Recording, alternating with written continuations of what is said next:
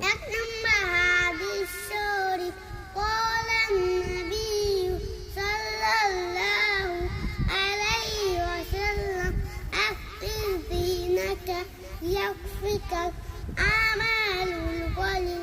হাদিস শরীফের অর্থ তোমার ঈমানকে খাঁটি করো, অল্প আমল নাজাতের জন্য যথেষ্ট হইবে। দুই নম্বর হাদিস শরীফ খায়রুকুম মান তাআল্লামাল কুরআনা ওয়া আল্লামা।